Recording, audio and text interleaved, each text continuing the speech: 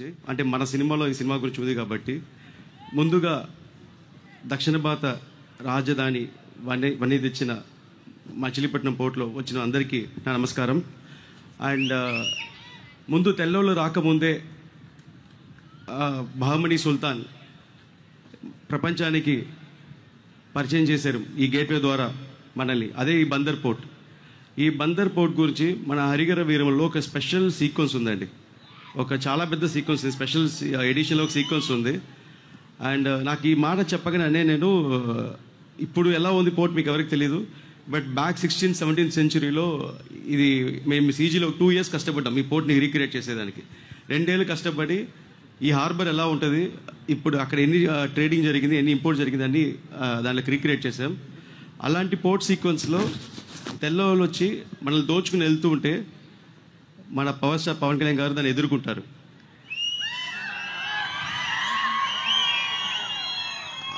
ఆ సీక్వెన్స్ మీరు థియేటర్లో చూస్తే ఇప్పుడు వినిపించే కేక కన్నా ఇంకా కేక్ అండి, మీ గొంతే చాలదు, అంత హెవీగా ఉంటుంది ఆ సీక్వెన్స్. దానికోసం పవన్ సార్ స్పెషల్గా ప్రాక్టీస్ చేశారు. అండ్ మేము షూట్ చేసేటప్పుడు ఈ స్టంట్ సీక్వెన్స్ ఓకే సార్ అంటే, లేదు ఇంకా బాగా చేయాలి, ఇంకా బాగా చేయాలని మీకు బెస్ట్ అవుట్పుట్ ఇచ్చేదానికి అంత కష్టపడ్డారు. ఆ అవుట్పుట్ని మీరు స్క్రీన్లో చూస్తే మచిలీపట్నం కాదండి, ఇండియాలో ఉండి అందరు దద్దరిల్లిపోతారు. అసలు మామూలు అవుట్పుట్ కాదు అది. అలాగే మొన్న పవన్ గారు సీజ్ ద షిప్ అన్నారు. అలాగూ ఆ మచిలీపట్నం సీక్వెన్స్లో తెల్లోళ్ళి సీజ్ చేసి ప్యాక్ చేసి వాళ్ళ ఊళ్ళకి పంపిస్తారు ఈ సీక్వెన్స్లో. అదే ఆ సీక్వెన్స్ ఇక్కడ ఏదైతే రియల్ లైఫ్లో ఉందో అది ఆల్రెడీ మా సినిమాలో చేస్తారు. ఆ సీక్వెన్స్ మీరు అడ్రస్ చేస్తారు. అండ్ వీరమలుకి ఇక్కడ జరిగే ఇన్సిడెంట్స్కి ఇప్పుడు జరిగే రియాలిటీ ఇన్సిడెంట్స్ చాలా కనెక్షన్ ఉందండి. అండ్ దీనికోసం ఈ సీక్వెన్స్ కోసం స్పెషల్గా Pawan sir martial arts training తీశారు. అండ్ అందరికీ బందర్ లడ్డు అంటే చాలా ఇష్టం. అలాగే హరిహర వీరంలో చూసేటప్పుడు ప్రతి ఒక్కరికి అంత ఆనందంగా ఫీల్ అవుతారు. దానికి కారణం Pawan sir acting and Nidhi Agarwal glamour,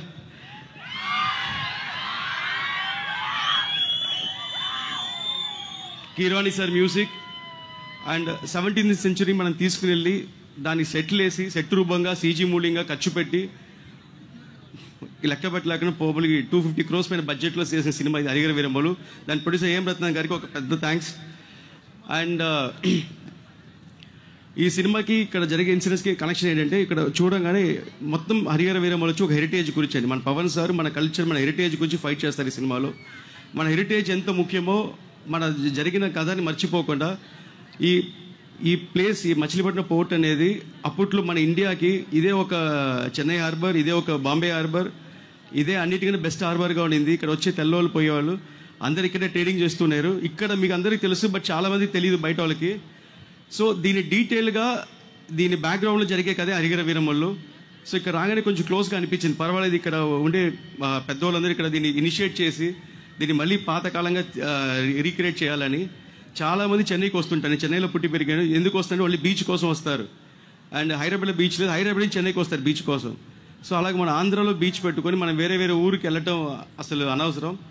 so sir మీరు ఇనిషియేట్ చేసింది చాలా పెద్ద విషయం సార్, చాలా చాలా పెద్ద విషయం. మీరు అనుకున్న డ్రీమ్ పూర్తి చేసి ఈ పోర్ట్ని ఇంకా పెద్దగా కంప్లీట్ చేస్తారని నేను ఆశిస్తున్నాను. Thanks for calling us sir, thanks for inviting us. Also ఏదో లెటర్ కూడా తీసుకొచ్చారు మీకోసం. సో నన్ను ఇన్వైట్ చేసిన రవీంద్ర గారికి, కొల్లూరు రవీంద్ర గారికి చాలా థ్యాంక్స్ సార్. మన డిస్ట్రిక్ట్ ఎస్పీ గంగాధర్ గారికి చాలా థ్యాంక్స్. అండ్ మన జనసేన నాయకులు బండి రామకృష్ణ గారికి, అండ్ ఇక్కడ ఉండే పోలీస్ డిపార్ట్మెంట్ అందరికీ చాలా థ్యాంక్స్ చెప్తున్నాను. అందరికీ ప్రొటెక్షన్, రిటైర్డ్ సేఫ్గా వెళ్ళండి అందరూ. చాలా థ్యాంక్స్ మేడం. సార్ అంత తొందరగా వదిలేదు లేదు, ఒక్క మాట చెప్పండి. ఎందుకంటే పవర్ స్టార్ పవన్ కళ్యాణ్ గారు కాసేపు కనిపిస్తేనే, పక్కన నిలబడితేనే అసలు గుస్బంస్ వచ్చేస్తాయి. ఏదో ఒకటి ఇన్స్పైర్ చేస్తూనే ఉంటారు. అలాంటిది వారితో మీరు వర్క్ చేశారు, ఇన్ని రోజులు వర్క్ చేశారు. సో ఒక నడిచే గ్రంథాలయం ఆయన.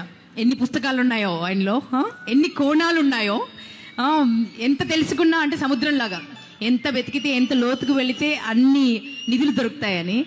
సో ఆయన అలాంటి వ్యక్తి, అలాంటి ఒక వ్యక్తిత్వం మేమందరం చాలా చాలా చాలా అడ్మైర్ చేస్తాము. జస్ట్ బికాజ్ ఆయన పట్టుదలకి, ఆయన నిజాయితీకి. సో ఆయనతో వర్క్ చేశారు మీరు ఈ జర్నీలో మీరు తెలుసుకున్నది something surprising. What mesmerised you? యాక్చువల్గా నన్ను అందరు చూసి చాలా జలస్గా ఫీల్ అవుతారు, బికాస్ నా పవన్ కళ్యాణ్ వర్క్ చేసిన ఆపర్చునిటీ దొరికింది దానికి. And also I'm very lucky, ఎందుకంటే పవన్ సార్ దగ్గర ఒక స్పెషల్ ఉందండి. ఎవరైనా, నేనని కాదు, ఎవరైనా ఎదురులో వస్తే మీలో ఉండే స్పెషల్ క్వాలిటీని ఆయన చూస్తారు సార్. ఆ స్పెషల్ క్వాలిటీని మీకు తెలియకుండా హైలైట్ చేసి మిమ్మల్ని నిలబెడతారు. అలాగే ఒక్కసారి నమ్మారంటే ఇంకా ఏమి క్వశ్చన్ అడగరు సార్. అలాగూ పవర్ సార్ నన్ను నమ్మారు అండ్ సినిమా చేశారు. ఆయన నమ్మకాన్ని నేను కంప్లీట్ చేశాను అనుకుంటున్నాను. సినిమా చూసి నన్ను అప్రిషియేట్ చేశారు. ఒక మాట అన్నారు, మీతో మళ్ళీ ఇంకో సినిమా చేయాలన్నారు. సో అండ్ ఒక్కసారి కాదు 3 సార్లు చూశారు.